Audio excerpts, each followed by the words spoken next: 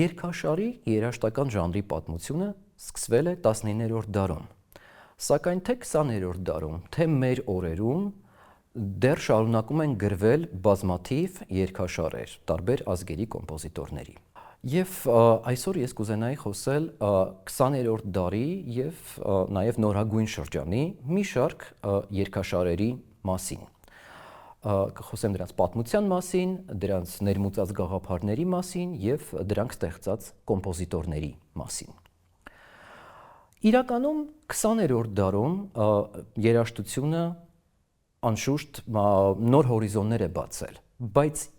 ինչ վերաբերում է երգաշարի երաժշտական ժանրին, կոնցեպտուալ առումով այստեղ բավականին քիչ նոր բան է ներմուծվել 19-րդ դարի համեմատ։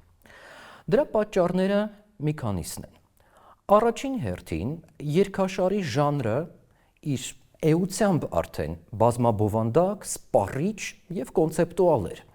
Եվ այդ առումով նոր բովանդակությունից բացի կոմպոզիտորները երաժշտական ձևի առումով բավականին քիչ բան կարող էին առաջարկել, չէ՞ որ երգը որպես այդպիսին գոյություն ուներ անհիշելի ժամանակներից և առ այսօր անվանդվել է մեզ քիչ թե շատ նույն տեսքով։ Երկրորդ պատճառն այն է, որ ի տարբերություն գործիքային կատարողների, երգչական ձայնը ունի ավելի մեծ սահմանափակումներ, ավելի կապված է ավանդույթին, ավելի կապված է անցյալում կուտակված երգացանկին։ Եվ երգիչները, որպես կանոն, շատ ավելի պահպանողական են, քան գործիքային կատարողները, նկատի ունենալով այն, որ երգիչ կրթելու համար անհրաժեշտ է իհարկե հիմնվել օպերային գրականության վրա,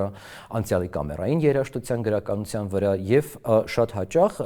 բոլոր նորությունները քիչ բացառություններով ներմուծվում են ավելի դանդաղ և ավելի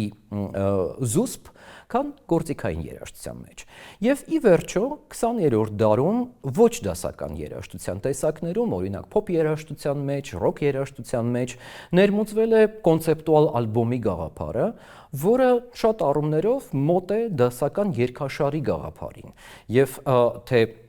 ոչ դասական երաժշտության մեջ և թե դասական երաժշտության մեջ միևնույն ձևաչափը կարծես առ այսօր շարունակում է գոյություն ունենալ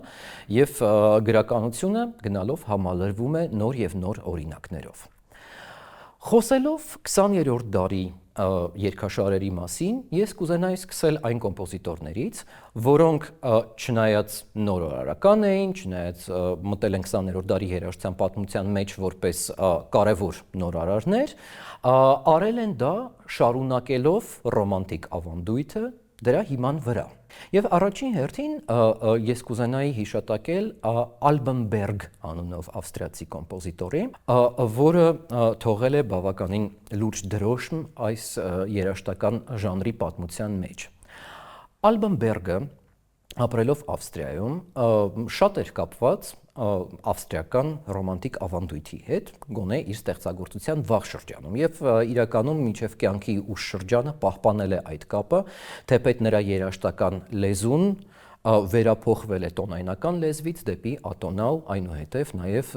այսպես կոչված դոդեկաֆոնիկ երաժշտական լեզուն, օգտվել է այդ դոդեկաֆոնիկ տեխնիկայից։ Միևնույն ժամանակ Բերգի երաժշտության մեջ մենք կարող ենք տեսնել հենց այդ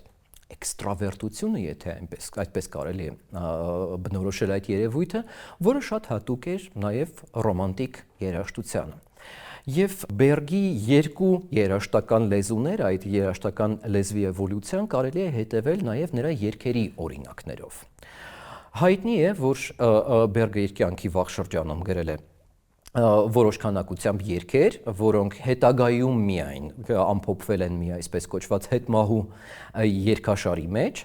բայց նաև իր ստեղծագործության ավելի հասուն շրջանում նույնպես անդրադարձել է այդ ժանրին։ Եվ այդ առումով շատ հետաքրքիր կլինի համեմատել Բերգի վաղ շրջանի երգերը, որոնք դեռևս տոնայնական են, գրված են ռոմանտիկ երաժշտության լավագույն ավանդույթներով, և Բերգի ավելի ուշ շրջանի ստեղծագործությունները, որոնք բավականին մեծ կոնտրաստ են ներկայացնում վաղ երգերի համեմատ։ Լսելով Բերգի վաղ շրջանի երգերը կարող ենք տեսնել նույն հատկանիշները, որոնք հատուկ կլինեին օրինակ Գուստավ Մալերի երգերին կամ Ռիխարդ Շտրաուսի երգերին, բայց կարող ենք նաև տեսնել շատ առումով բավականին հանդուգն հարմոնիկ դարձվածքներ եւ երաժշտության հագեցում պոլիֆոնիայով։ Եթե Բերգի վաղ շրջանի երգերում մենք կարող ենք տեսնել ռոմանտիզմին հատուկ երաժշտական լեզվի էքստրավերտությունը, հետաքրքիր հարմոնիաներ, բայց միևնույն ժամանակ պոլիֆոնիկ հագեցվածություն, ապա ավելի հասուն շրջանի երգերը բավականին զուսպ են, այստեղ հիմնական շեշտադրությունը փոքրիկ երաժշտական դարձվածքների արտահայտչականության վրա է, ինչպես նաև նվագախմբի տեմբրի շեշտադրության վրա։ Բերգը օգտագործում է նորագույն երաժշտության հնարներ, նրա երաժշտությունը դառնում է ատոնալ եւ այդ առումով բավականին խիզախ քայլ էին նրա հասուն շրջանի վոկալ ստեղծագործությունները։ Այդ ստեղծագործություններից հատկապես արժե նշել Opus 4 երգերը, որոնք գրված են ավստրիացի բանաստեղծ Պետեր Ալտենբերգի տեքստերով։ Այս շարքը հայտնի է որպես Ալտենբերգ լիդեր կամ Ալտենբերգի երգեր։ Ստեղծագործությունը այնպիսի մի ռեակցիա է առաջացրել հանդիսատեսի մոտ իր առաջին կատարման ժամանակ, որ Բերգը ստիպված եղավ առհասարակ հանել այս ստեղծագործությունը նրա ուրեմն ընդհանուր ստեղծագործությունների ցանկից եւ երկրորդ անգամ երաժշտությունը հնչեց միայն Բերգի մահից հետո, 30-ական թվականներից հետո։ Ինչն էր առաջացրել հանդիսատեսի ցասումը այս երգերում։ Նախ եւ առաջ նրանց հարմոնիկ եւ երաժշտական լեզուն։ Երաժշտությունը բացարձակապես ատոնալ էր, չուներ որոշակի կենտրոն եւ կարծես թվում էր, որ ուղղվածություն, մեղեդային ուղղվածությունը անկանխատեսելի է այս երաժշտության մեջ։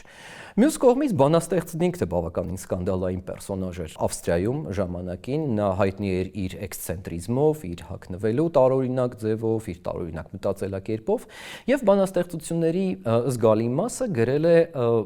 ոչ թե ուրիշ բանաստեղծների պես իբրև բանաստեղծական ժողովածուներ, այլ գրել է առանձին բացիկների վրա, որոնք ուղարկում էր իր ծանոթներին, մտերիմներին եւ ահա այսպիսի տեքստեր ընտրեց իր երգաշարի համար Ալտենբերգը։ Ալտենբերգի երգերում հատկապես կարելի է ուշադրություն դարձնել վերջին երգի վրա, որը երաժշտական ձևի առումով պասսակալիա է, այսինքն այստեղ երգի հիմքում մի որոշակի պրոգրեսիա է, հաջորդականություն է ակորդների, որը ընկած է բասում եւ դրա հիման վրա թե նվագախումբը եւ թե մենակատարի ձայնը անընդհատ տարբեր վարիացիաներ, փոփոխություններ են կատարում։ Երգը տառապանքի մասին է, տեքստը պատմում է տառապանքի մասին։ Այդուհանդերձ երգը կոչվում է Hier ist Friede կամ այստեղ հանգիստ է։ Ահա թե ինչ է ասում տեքստը։ Այստեղ հանգիստ է, այստեղ մի պահ շունչ է առնում իմ հոգին այս անամոք անսփոփ վշտից, որ կեղեքում է այն։ Եվ բնական է, որ երաժշտությունը համապատասխանում է տեքստի ուղերձին։ Այստեղ մենք կարող ենք տեսնել սուր դիսոնանսներ, այստեղ կարող ենք տեսնել հետաքրքիր գործիքավորում, որի հերոսներից, այսպես կոչված հերոսներից մեկը տամ-տամն է, մի գործիք, որ բավականին քիչ է օգտագործվել մինչև 20-րդ դար։ Այստեղ կան մեծ թռիչքներ, մեծ ցածկեր վոկալ մեղեդու մեջ։ Եվ այստեղ կա տրամադրությունների մի չափազանց լայն երանգապնակ, որը կարծես մի այսպիսի ծայրաստիճան հանդարտ վիճակից կարող է վայրկենապես փոխվել ծայրագույն բորբոքվածության կամ անհանգիստ մթնոլորտի եւ հնչողության, որը կարծես ծայրահեղությունների երաժշտություն է։ Միևնույն ժամանակ, որքան էլ սկանդալային լիներ Ալտենբերգի երգերի պրեմիերան, այդ հանդիսատեսի հետ ընդհարումը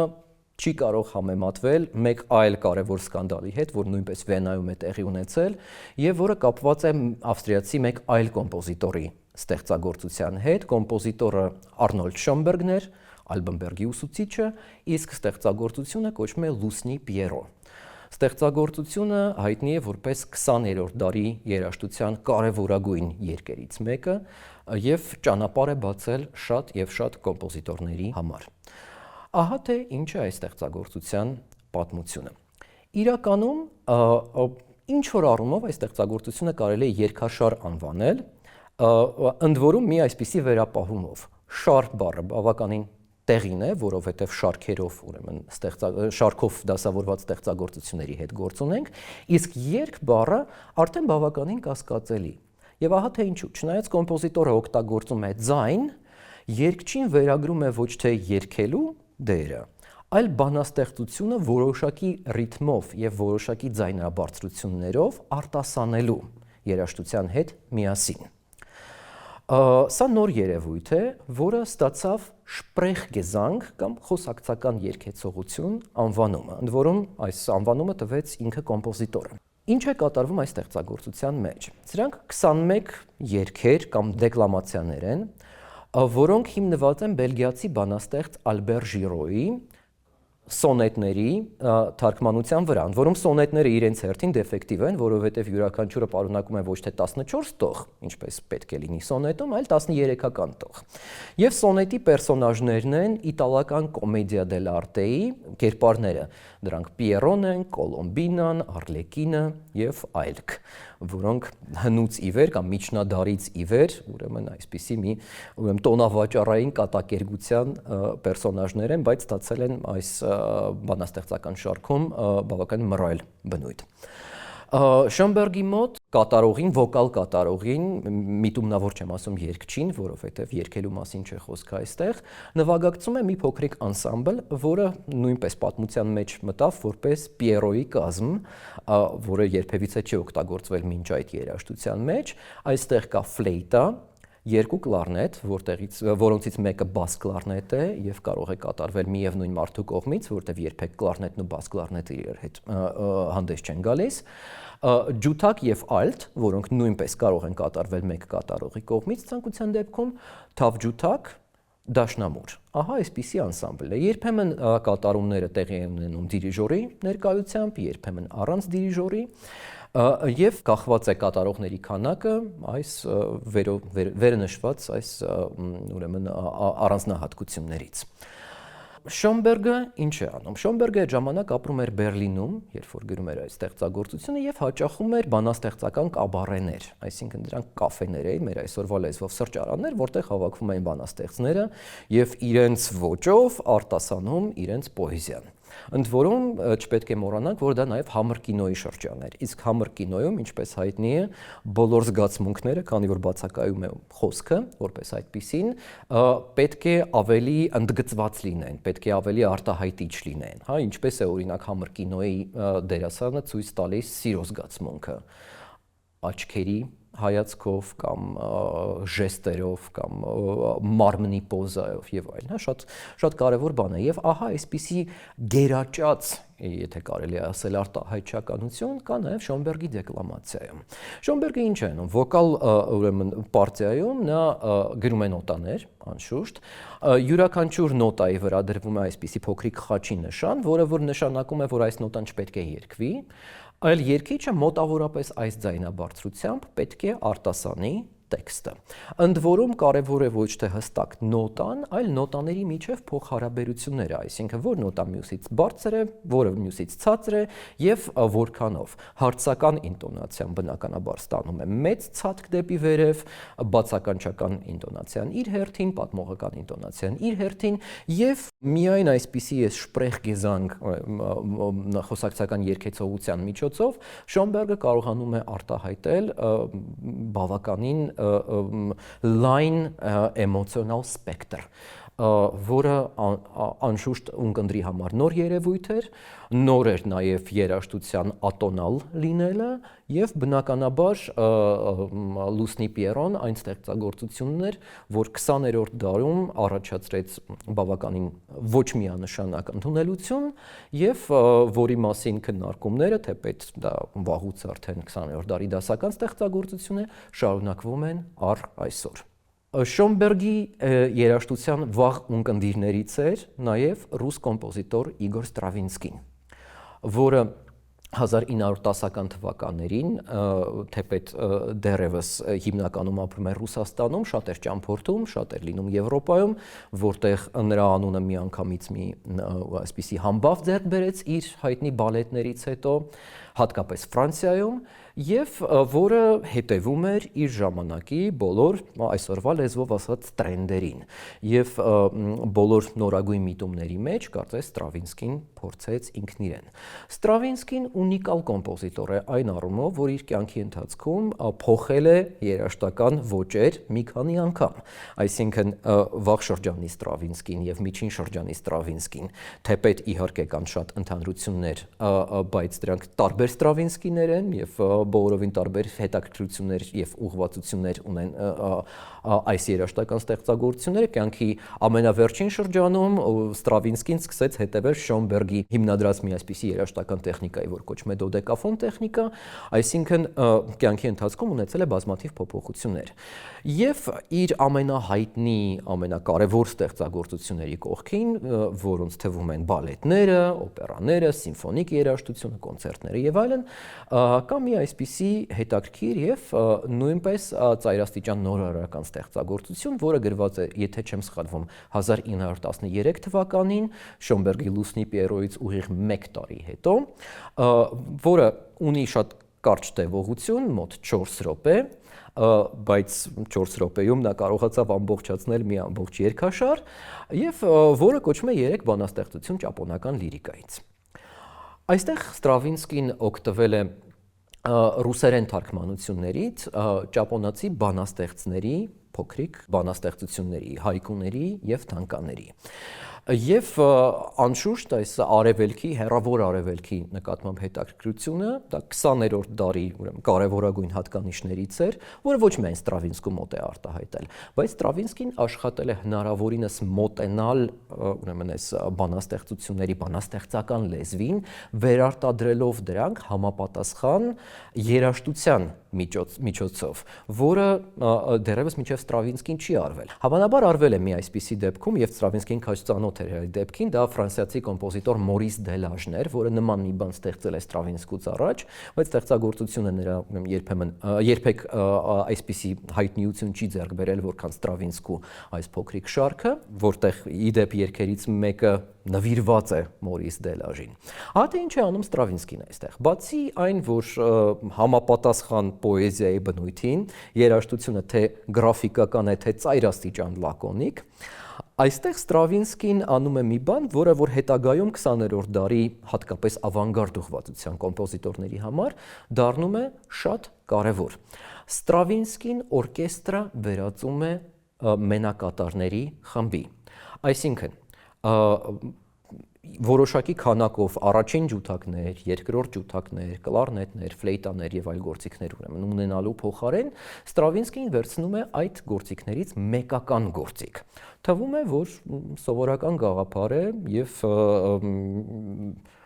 չէ որ երաժշտության մեջ միշտ էլ գոյություն ունեցել կամերային երաժշտություն, որտեղ մեկական գործիք էր հանդես գալիս։ Բայց Ստրավինսկին ստեղծում է մի ինչ-որ բան, որը ընկած է կամերային եւ նվագախմբային երաժշտության արանքում, որը անգլալեզու գրականության մեջ գոնե հայտնի է որպես անսամբլային երաժշտություն կամ մենակատարների անսամբլ, երբեմն ասում ենք հայերեն, մի բան, որը որ մինչ այդ չի եղել։ Այդ մենակատարների անսամբլը բավականին մեծ է, որպեսզի պահանջի դիրիժորի ներկայություն, դիրիժորը այդտեղ որպես կանոն պարտադիր է, ի տարբերություն կամերային երաժշտության, որտեղ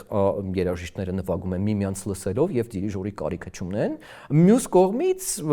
ի տարբերություն նվագախմբի, այստեղ գործ ունենք յուրաքանչյուր տեսակից մեկական գործիքի հետ, այլ ոչ թե բազմաթիվ գործիքների հետ։ Եվ կարծես ճապոնական ավանդական գեղանկարչության այս գծային բնույթը, կարևորություն, որը որ տրված է մի վրձնահարվածին կամ մատիտի մի գծին, նա այսպես վերարտադրում է երաժշտության միջոցով եւ անշուշտ Ստրավինսկու ճապոնական քնարերգությունը կարևոր քայլ էր 20-րդ դարի երաժշտության եւ մասնավորապես վոկալ երաժշտության մեջ։ Վոկալ լիրիկային 20-րդ դարի ընթացքում անդրադարձել են մեծ թվով կոմպոզիտորներ եւ անշուշտ անհնար կլինի խոսել դրանցից բոլորի մասին։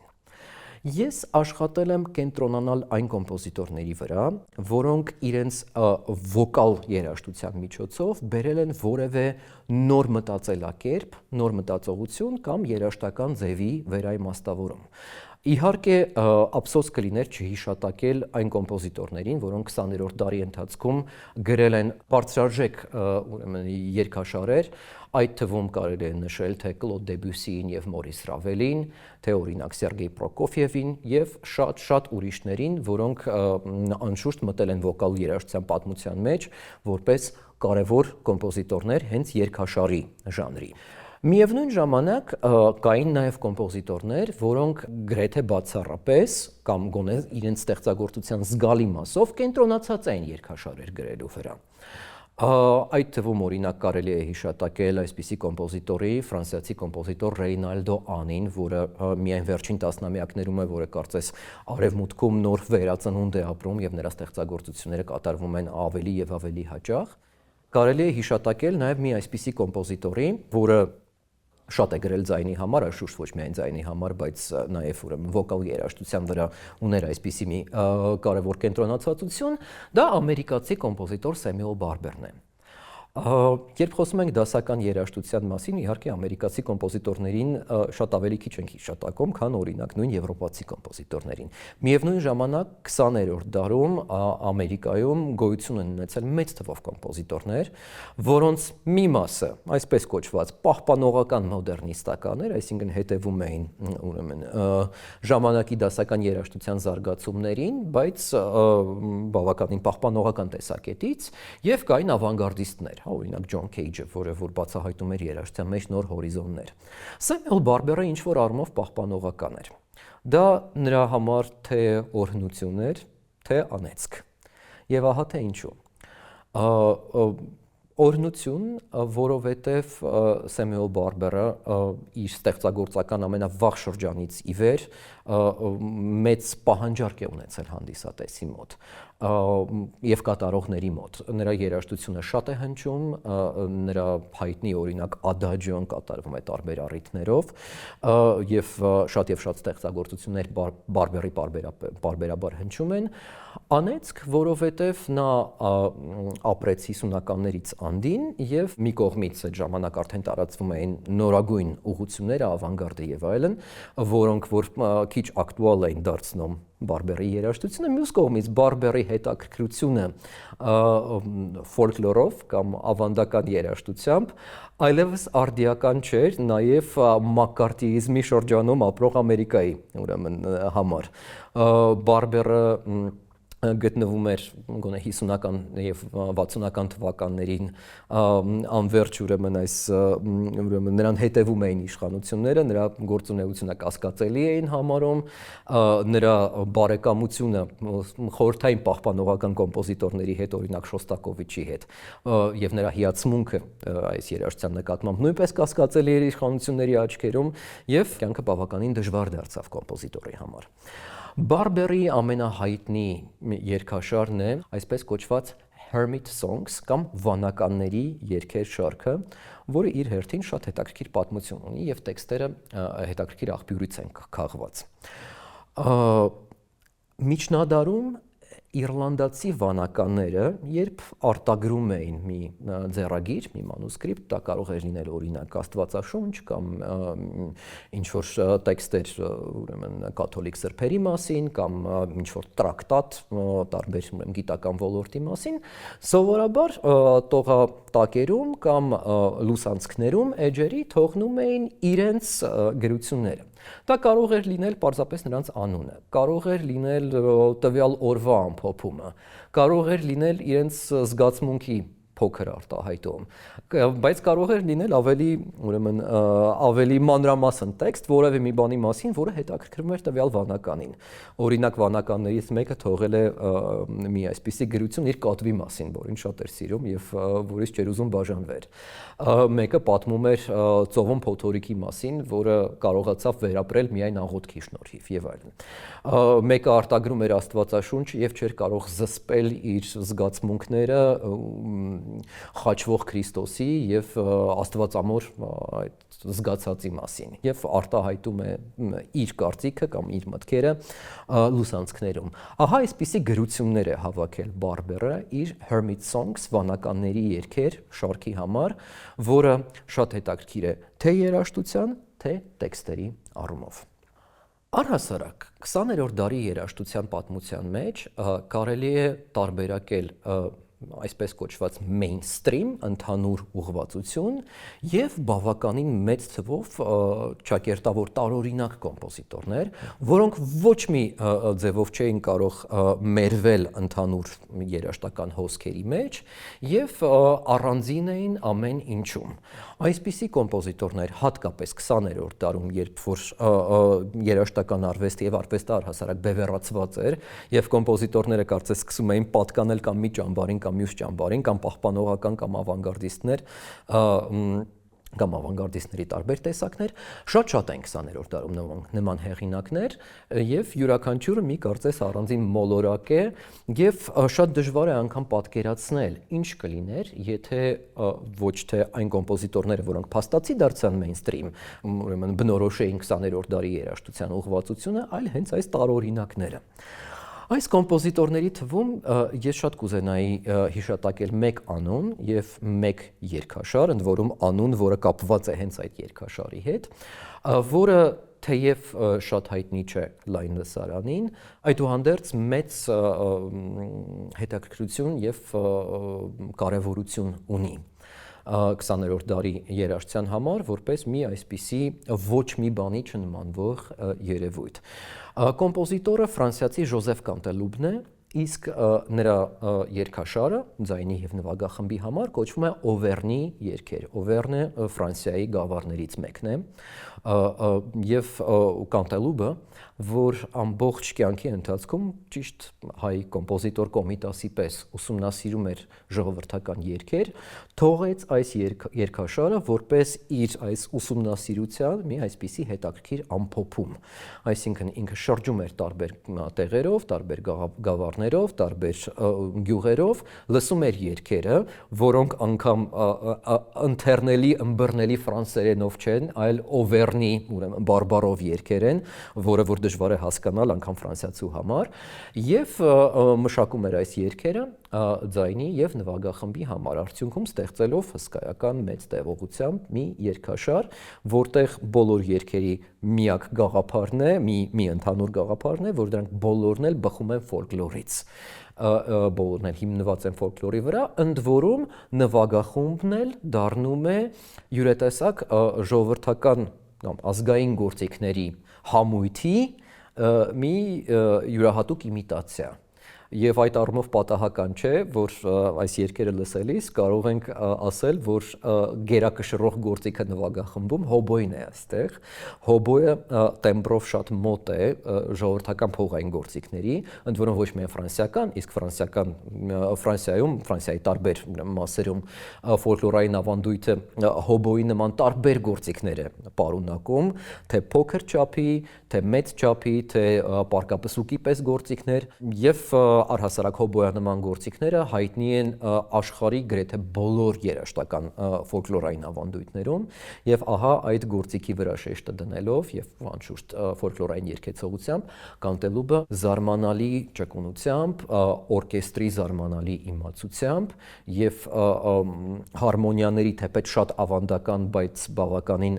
անսովոր համադրություններով կերտում է այս շարքը։ Ֆոլկլորի հետ է կապված եւս մի կարևոր երգաշար, որը ստեղծվել է 1960-ական թվականներին, դա իտալացի կոմպոզիտոր Լուչիանո Բերիոյի Folk Songs երգաշարն է, որը Բերիոյի թերևս ամենահայտնի ստեղծագործությունն է։ Ահա թե ինչ հետաքրքիր պատմություն ունի այս շարքը։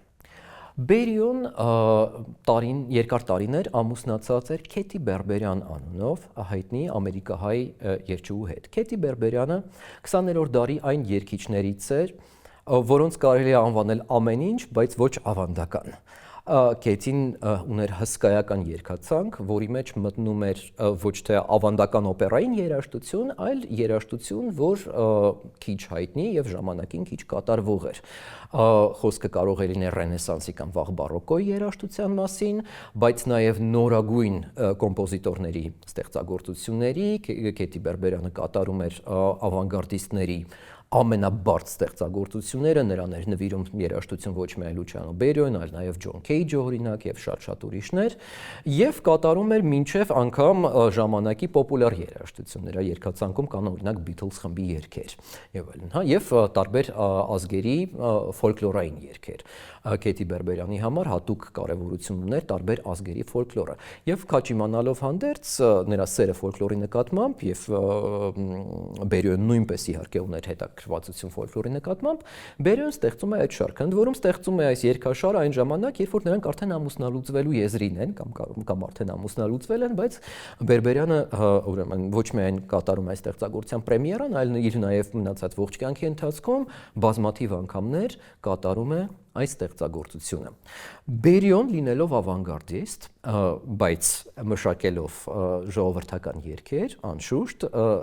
ինչ որ առումով չափավորեցնում է իր ավանգարդիստ լինելը։ Այսինքն օգտագործում է որոշակի տեխնիկաներ, օրինակ ինչ որ մասերում գործիքներին ցուցված է նվագել առանց իրար հետ կոորդինացվելու, իրարից անկախ կարծես, ինչ որ մասերում կան տարօրինակ հարմոնիկ համադրություններ կամ կատարողական տեխնիկաներ, որոնք բխում են ավանգարդից, այդուհանդերձ դա Բերիոյի կարծեմ զուսպ երաժշտական լեզվով ստեղծագործությունն է, եթե այսպես կարելի է ասել։ Բերիոյի գաղափարն էր հավաքել տարբեր ազգերի երգեր, բայց այստեղ մենք բախվում ենք այսպիսի մի հետաքրքիր խնդրի, որ Բերիոն անշուշտ ֆոլկլորագետ չէր։ Նա տարբեր ավանդույթների երաժշտությունը կարծես ականջով էր ընկալում եւ շատ հաճախ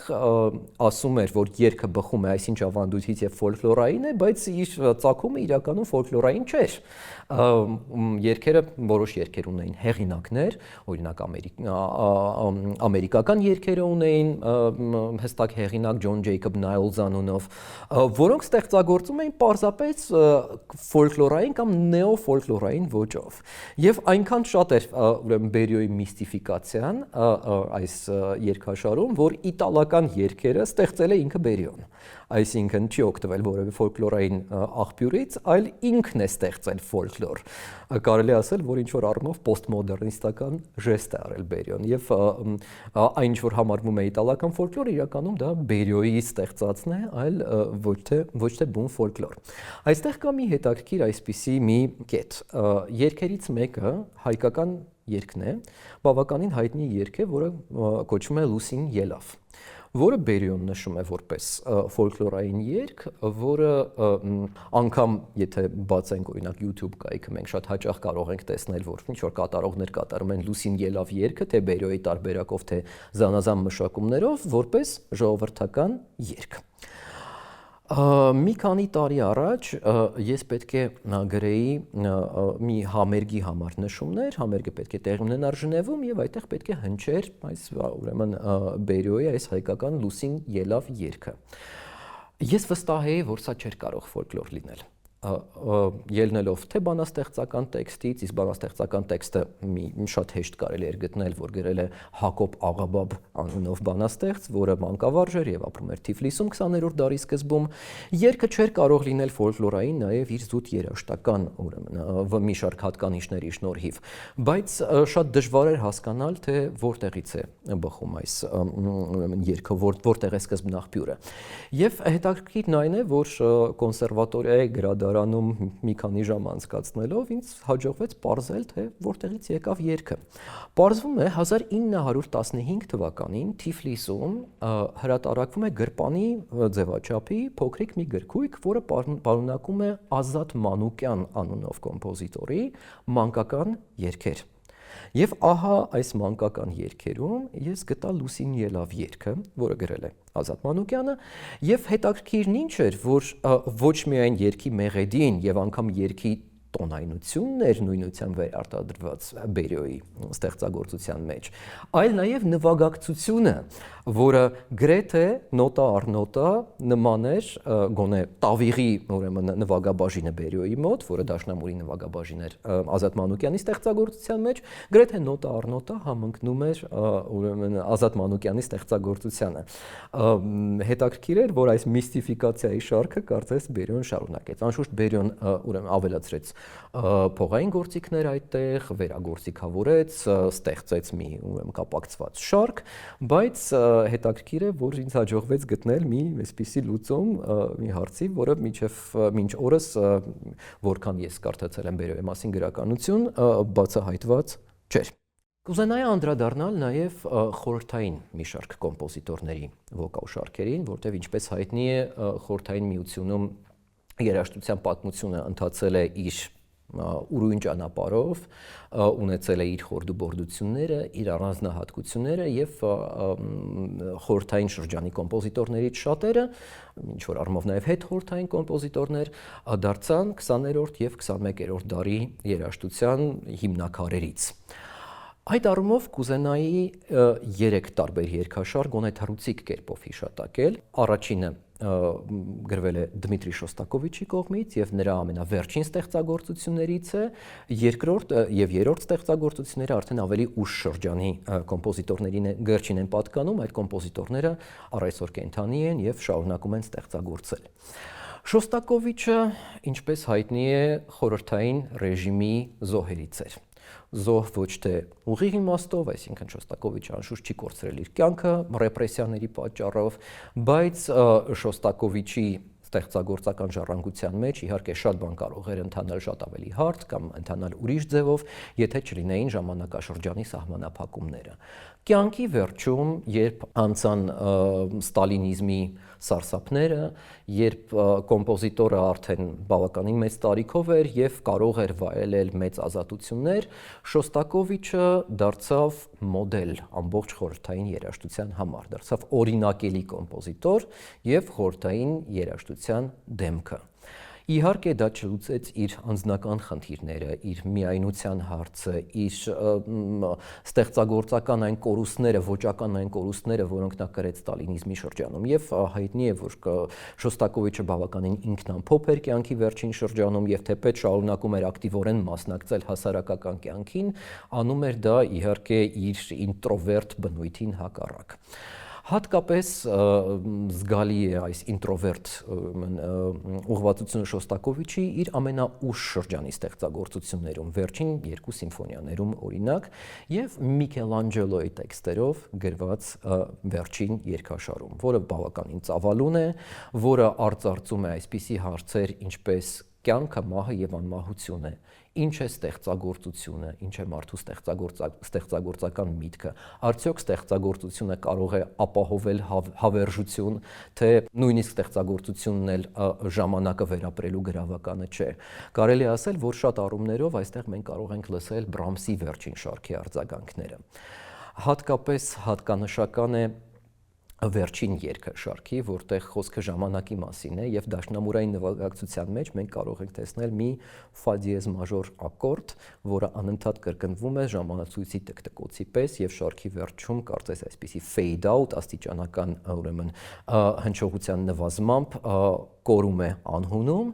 եւ մի այսպիսի հետաքրքիր գիծ կա նաեւ այս երգում, այստեղ Շոստակովիչը մեջբերում է մի մեղեդի, որը գրել է 7 թե 9 տարեկան հասակում, կարծես մի ամբողջ շրջան է փակում այս երգաշարով, սկսելով իր մանկությունից եւ ամփոփելով ուրեմն իր ամենաուշ տարիքով, կարծես նույն այս Բեթհովենյան ցիկլիկ բնույթը այստեղ կարող ենք տեսնել, որը Շոստակովիչը տարածեց իր մի ամբողջ կյանքի վրա։ Խորհրդային շրջանում գրված մյուս կարևոր երգաշարը ուկրաինացի կոմպոզիտոր Վալենտին Սիլվեստրովի շարքն է, որը կոչվում է Տիխի պեսնի կամ մեղմ երգեր։ Եվ սա նույնպես շրջադարձային ստեղծագործություն է խորհրդային երաժշտության մեջ։ Ինչի մասին է խոսքը։ 60-ական թվականներին խորհրդային միությունում ի հայտ են եկել մի շարք կոմպոզիտորներ, երիտասարդ կոմպոզիտորներ, որոնք նայում էին դեպի արևմուտք, որոնք փորձում էին շարժվել ավանգարդի նորագույն ուղղություններով եւ գրում էին երաժշտություն, որը սովետական իշխանությունների համար անընդունելի էր։ Այդ երաժշտությունը ատոնալ էր, երաժշտությունը բխում էր ուրեմն այսպես կոչված քայքայվող արևմուտքի նորագույն տրենդերից եւ անշուշտ հնարավորինս հեռու էր սոցիալիզմի սկզբունքներից եւ խորհրդային միությունում ընդունված գաղափարախոսությունից, որը դրված էր նաեւ արվեստի ստեղծագործությունների հիմքում։ Վալենտին Սիլվեստրովը այդ կոմպոզիտորներից էր։ Հայտնի է, որ Վալենտին Սիլվեստրովը ժամանակին անգամ վտարվել է Ուկրաինայի կոմպոզիտորների միությունից իր ավանգարդիստ լինելու պատճառով։ Մի այսպիսի անեկդոտիկ պատմություն կա, որ աշխատում էր մի մանկապարտեզում որպես նվագակցող, մանկապարտեզը այցելում է Արամ Խաչատրյանը եւ իմանում է, որ ուրեմն Սիլվեստրովը այսպիսի մի վիճակում է, պահանջում է, որպեսզի նրան վերականգնեն կոմպոզիտորների միությունում, իմանալով նրա տաղանդի մասին, եւ միայն Խաչատրյանի միջամտությամբ է, որ Սիլվեստրովը կարողանում է նորից մտնել կոմպոզիտորների միության շարքերը։ Դա իհարկե ստուգված պատմություն չէ, ես լսել եմ այս պատմությունը, բայց շատ հնարավոր է, որ այսպիսի մի դեպք իրականում տեղի ունեցած լիներ։ Միևնույն ժամանակ 70-ականների վերջում եւ 80-ականների սկզբին մի նոր միտում է առաջանում հենց այդ նույն սերնդի կոմպոզիտորների մոտ, որոնց թվում էին Գիա Կանչելին, Տիգրան Մանսուրյանը, Արվո Պյարտը եւ իհարկե Վալենտին Սիլվեստրովը։ Դա նոստալգիկ հետադարձ հայացքն է դեպի անցյալը, դա պոստավանգարդն է, կարելի է ասել։ Այսինքն, երբ ամեն ինչ փորձարկվեց ավանգարդի երաժշտական միջոցներից, կոմպոզիտորները կարծես մի այսպիսի կարոտախտով նայում են դեպի երաժշտական պատմության անցյալը եւ գրում են երաժշտություն, որը շատ առումներով կարծես երկխոսություն լինի անցյալի հետ։ Ինչ որ առումով որոշ երաժշտական գծեր ավանգարդից պահպանված են, օրինակ ինչ որ հատուկ արտահայտչամիջոցների օգտագործումը, պեդալի օգտագործումը, երաժշտությունը այլևս էքստրավերտ բնույթ չունի, կարծես ներամփոփ բնույթ ունի, բայց ինչ վերաբերում է հարմոնիկ մտածողության կամ ուրեմն երաժշտական ֆրազի պարզության, այստեղ միանշանակ հետադարձ հայացք է։ Եվ ահա Սիլվեստրովի մեղմ երգերը, Տիխի պեսնի շարքը առաջին ստեղծագործություններից է, որտեղ այդ միտումն է արտահայտվել։ Եվ խորհրդային երաժշտության մեջ ու շրջանի խորհրդային երաժշտության մեջ դա անկասկած հատկանշական ստեղծագործություն է։ Այստեղ նա օգտագործել է թե ուկրաինական պոեզիա, թե ռուս դասական պոեզիա, թե արևմուտքի դասական պոեզիայի ռուսերեն թարգմանություններ, այսինքն տարբեր բանաստեղծների հետ գործ ունի, բայց բոլոր երգերում արկա է մի այսպիսի թախծի, կորստի զգացումը, որը կարծես թևածում է երգից երգ։ Եվ պատահական չէ, որ այդ երգերից մեկը, որը Շևչենկոյի բառերով է գրված եւ նվիրված է Ուկրաինայի ճակատագրին, մտել է հետագայում Սիլվեստրովի ռեկվիեմի կազմի մեջ, դա խոշորացավալ ստեղծագործություն է, որտեղ ձայնից եւ երգչախմբից բացի կա նվագախումբ, այսինքն վերագործիքավորել է Սիլվեստրովի այդ ստեղծագործությունը եւ իհարկե պատահական չէ, որ ռուս-ուկրաինական պատերազմի համատեքստում այս երգը հիմա շատ հաճախ հնչում է տարբեր բեմերից, որովհետեւ թե սիմվոլիկ նշանակություն ունի եւ թե երաժշտության այս նոստալգիկ, ուրեմն դրամատիկ ինչ որ առումով հնչողությունը շատ համապատասխանում է առիթին։ Վերջապես հետխորհրդային շրջանում մի այսպիսի կարևոր երգաշարի մասին կարելի է խոսել, դա ռուս կոմպոզիտոր Լեոնիդ Դեսյատնիկովի երաժշտական շարքն է, որը ունի բավականին իրոնիկ վերնագիր՝ Լյուբով et жизнь պոետը կամ բանաստեղծի սերը եւ կյանքը, որը ակնհայտ հղվում է Շումանի երկու երգաշարերին, մեկը կոչվում է բանաստեղծի սերը, մյուսը կոչվում է կնոջ սերը եւ կյանքը։ Դա կարծես մի ամալգամ է այդ երկու ուրեմն շարքերի վերնագրերի եւ պատահական չէ, որովհետեւ այստեղ խոսքը բուն իմաստով պոստմոդեռնիստական ստեղծագործության մասին է, որտեղ առկա են պոստմոդեռնիզմի բոլոր հատկանիշները, դրանք տարբեր ոճերի ուրեմն ձուլվածքն է, պոլիստիլիստիկան, դրանք իրոնիկ ցիտատն է, այսինքն իրոնիկ մեջբերում անցյալից, որը նոր համատեքստում ստանում է նոր իմաստ։ Հետաքրքիր է նաև այն տեքստերը, որոնք օգտագործել է Դեսյատնիկովը իր շարքի համար, դա ռուս ֆուտուրիստական պոեզիան է կամ ռուսական ավանգարդի, ավելի շուտ 20-ական, 30-ական թվականների բանաստեղծների, օրինակ Դանիիլ Խարմսի պոեզիան է, որը շատ հաճախ դասվում է այսպես կոչված աբսուրդի ժանրում, որը նոր վերածնունդ ապրեց ուշ խորհրդային շրջանում եւ հատկապես խորհրդային շրջանից հետո բավականին ակտուալ էր եւ Դեսյատնիկովը այսպիսի պոեզիային է անդրադառնում իր հայտնի երգաշարում։ Վերջում, բայց ոչ վերջին հերթին, կուզենայի մի քանի խոսք ասել նաև հայ երաժշտության մեջ երգաշարի ժանրի դրսևորումներին։ Եվ անշուշտ այստեղ պետք է խոսեմ երկու հիմնական կոմպոզիտորների մասին, որոնք ստեղծել են երգաշարեր։ Իհարկե հայ երաժշտության մեջ կան շատ կոմպոզիտորներ, որոնք երգաշարեր են ստեղծել, բայց թե կարևորության տեսակետից եւ թե այն հետեւողականության տեսակետից, որը այդ կոմպոզիտորները դրել են երգաշարեր ստեղծելու մեջ, առանձնանում են երկու կոմպոզիտորներ։ Մեկը անցյալի կոմպոզիտորը Ռոմանոս Մելիքյանն է, որը ստեղծագործել է 20-րդ դարի սկզբին, մյուսը Տիգրան Մանսուրյանն է, որ շարունակում է ստեղծագործել առ այսօր եւ այդ թվում նաեւ շարունակում է գրել տարբեր երգաշարեր։ Ռոմանոս Մելիքյանի կյանքը եւ գործունեությունը շատ հետաքրքիր պատմություն ունի։ Նրա երաժշտական կրթությունը բավականին կծկտուր էր, ստացել էր Ռուսաստանի տարբեր քաղաքներում եւ ոչ միտեղ չի ավարտել այդ կրթությունը, այսինքն հիմնականում կարելի է ասել, որ Ռոմանոս Մելիքյանը որպես երաժիշտ ինքնուս էր։ Իր կյանքի վաղ շրջանում նա հետևում էր երաժշտության սալոնային գծին, գրում էր բավականին մակերեսային ստեղծագործություններ, այդ ստեղծագործությունները անշուշտ այսօր հայտնի են եւ կատարվում են, բայց առհասարակ նմանություն չունեն նրա վերջին երկու երգաշարերի հետ, որոնց շնորհիվ նա ամբողջությամբ կայացավ թե որպես կոմպոզիտոր, թե որպես հայ երաժշտության համար կարևորագույն կոմպոզիտորներից մեկը։ Պետք է հիշենք, որ մինչև Ռոմանոս Մելիքյանը ոչ ոք չի գրել երգաշարեր, եւ կարելի է ասել, որ Ռոմանոս Մելիքյանի Զմրուխտին հայ երաժշտության առաջին կարևոր երգաշարն է։ Ահա թե ինչ է այս երգաշարի պատմությունը։ 1916 թվականին Ռոմանոս Մելիքյանը այցելում է Վան, մի մարդասիրական միսիա, որպեսզի օգնի հայոց ցեղասպանությունից հետո վերապրած մարդկանց։ Եվ այդտեղ ծանոթանում է ոչ միայն ժողովրդի կենցաղին, այլ ըստ երևույթին մի շարք ժողովրդական երգերին, որոնք իրենց հերթին դրդում են նրան գրել այս երգաշարը։ Զմրուխտին հիմնված է թե ֆոլկլորային պոեզիայի վրա եւ թե իր ժամանակի հայ բանաստեղծների հիման վրա, օրինակ Դերենիկ Դեմիրճյանի պոեզիա կա այստեղ, Հովհաննես Թումանյանի պոեզիա, Աթաբեկ Խնկոյանի պոեզիա եւ այլն։ Երգերը ունեն տարբեր բնույթ։ Որոշները թախծի երգեր են, կան երկու օրորոցայիններ, կան ուրախության երգեր, կան մանկական բնույթի երգեր, օրինակ կա շատ հայտնի երգ, որ կոչվում է Մանուկն ու ջուրը, որտեղ որը Հովհաննես Թումանյանի տեքստի հիման վրա է, որտեղ երեխան խոսում է արվակի հետ, երկխոսություն է երեխայի եւ արվակի միջև։ Ինչն է հետաքրքիր այս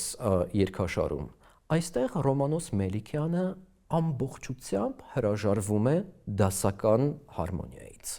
ամբողջությամբ հրաժարվում է ընդունված արտահայտչամիջոցներից, ընդ որում հրաժարվում է ոչ թե այն պատճառով, որ ուսումնասիրել է ժամանակից երաժշտությունը եւ գիտի թե ինչ են անում կոմպոզիտորները։ Ես վստահ եմ, որ Ռոմանոս Մելիքյանը քիչ ծանոթ է ժամանակի նորարար կոմպոզիտորներին, օրինակ Յանաչեկի ստեղծագործություններին կամ Ռավելի ստեղծագործություններին։ Այդուհանդերձ նրան հաջողվում է գրել այսպիսի երաժշտություն, որը նորարարության առումով ոչ մի բանով չի զիջում այդ հեղինակների ստեղծագործություններին։ Նա ընդօրինակելով օրինակ ժողովրդական ավանդական գործիքների հնչողությունը դաշնամուրի վրա ստեղծում է մի այսպիսի արտահայտչամիջոցների շարան, որը հետագայում ամբողջ խորհրդային կամ գոնե վաղ խորհրդային կոմպոզիտորների համար, հայ կոմպոզիտորների համար դառնալու էր մի հղման կետ։ Ռոմանոս Մելիքյանի նորարարություններից ես վստահ եմ, որ օգտվել են շատ եւ շատ կոմպոզիտորներ՝ Արամ Խաչատրյանը, Արնո Բաբաջանյանը, Ալեքսանդր Հարությունյանը եւ շատ ուրիշներ։ Լսելով այս երգերը կարելի է պարզապես զարմանալ, թե ինչպիսի ճկունությամբ է Ռոմանոս Մելիքյանը վերաբերում ռիթմին, քաջ հասկանալով, ամբողջությամբ հասկանալով հայոց լեզվի թե շեշտադրությունը եւ թե ելևեջը Բեղեդային եւ թե ինչպիսի նվագակցություն է ստեղծում այս երգերի համար Ռոմանոս Մելիքյանը, դա առ այսօր զարմանքի արժանի է եւ միայն ափսոսանք կարելի է հայտնել, որ Ռոմանոս Մելիքյանի երգերը քիչ հայտնի են Հայաստանից դուրս։ Զմրուխտից հետո Ռոմանոս Մելիքյանը ստեղծեց եւս մի կարևոր վոկալ շարք, որը կոչվում է Զարվար, որտեղ երգերը ավելի փոքրիկ են եւ ավելի մանկական ուղղվածության, բայց նույն զարմանալի երաժշտական գյուտերով։ Վերջապես շատ կարևոր է խոսել Տիգրան Մանսուրյանի վոկալ երաժշտության եւ նրա երգաշարերի մասին։ Տիգրան Մանսուրյանը 1960-ական թվականներից մինչև 2020-ական թվականներ, մինչև մեր օրերը շարունակում է ստեղծել երգաշարեր, ընդ որում ունեցել է մեծ ընդմիջում 80-ականների վերջից մինչև 2006 թվականը, երբ երգաշարեր չէր գրում, եւ ապա կարծես նոր ուժով եւ եռանդով սկսել է անդրադառնալ նույն երաժշտական ժանրին։ Մանսուրյանը Սիլվեստրովի նման եղել է խորհրդային ավանգարդիստների թվում։ Միևնույն ժամանակ նրա այս ավանգարդիստական մտածողությունը տարածվում էր բացառապես, կարելի է ասել, միայն գործիքային երաժշտության վրա, իսկ երգաշարերը կարծես ձուլվածք էին իրենցից ներկայացնում իր գործիքային երաժշտության մեջ ձեռքբերումների եւ ավելի ավանդական գրելաձևի։ Այդ առումով հատկապես հատկանշական է Նահապետ Քուչակի 4 հայրեններ վոկալ շարքը, որը գրվել է 1960-ական թվականներին եւ հայ երաժշտության համար նշանային ստեղծագործություններից մեկն էր։ Ինչով? Որովհետեւ առաջին անգամ հայ կոմպոզիտորը խորհրդային շրջանում ուշադրություն է դարձնում միջնադարի հայ պոեզիայի վրա եւ միջնադարի հայ Նահապետ Քուչակի բանաստեղծություններով ստեղծում է շարք։ Իդեպ կարելի է ասել, որ տարիներ հետո պարզվեց, որ այս հայրեններից որոշները Նահապետ Քուչակի գրչին թերևս չեն պատկանում, ստեղծագործությունը վերանվանվեց պարզապես 4 հայրեն, բայց սկզբնական վերնագիրը Նահապետ Քուչակի 4 հայրեններ էին։ Այստեղ կոմպոզիտորը օգտագործում է թե Կոմիտասի երաժշտությունից բխող սկզբունքները, թե ինչպես է Կոմիտասը օգտվել հարմոնիայից, թե ինչպես Կոմիտասը ստեղծել է նվագակցություններ, եւ թե 1960-ականների ավանգարդից բխող որոշ հատկանիշներ։ Այդ հատկանիշներն են օրինակ պուանտիլիզմը, այսինքն կետային մտածողությունը, հատկապես նվագակցության մեջ, թե ինչպես նվագակցության մեջ հարմոնիան հավաքվում մեղեդու առանձին տոների օկտավային տրոհումից, այսինքն տոները հեռացվում են իրարից եւ ուրեմն իրար հետ ձուլվելով ստեղծում երաժշտության հարմոնիան։ Այստեղ կան երաժշտության նորագույն հնարներ, օրինակ կլաստերներ։ Կլաստերները դրանք այսպիսի համահնչյուններ են, որտեղ մի քանի հնչյուն բավականին մոտ են իրար գտնվում, այսինքն ոչ թե ակորդներ են, որոնք որտեղ հնչյունները որոշակի հեռավորության վրա են իրարից, այլ բավականին մոտ գտնվող համահնչյուններ։ Այստեղ կա տարածական մտածողություն, ամեն ինչ, բայց թարգմանված հայ ավանդական երաժշտության լեզվով։ Եվ այդ առումով Նահապետ Քուչակի 4 հայրեններ շարքը շատ կարևոր քայլ էր հայ երաժշտության մեջ եւ առ այսօր շարունակում է հետաքրքրել բազմաթիվ կատարողների։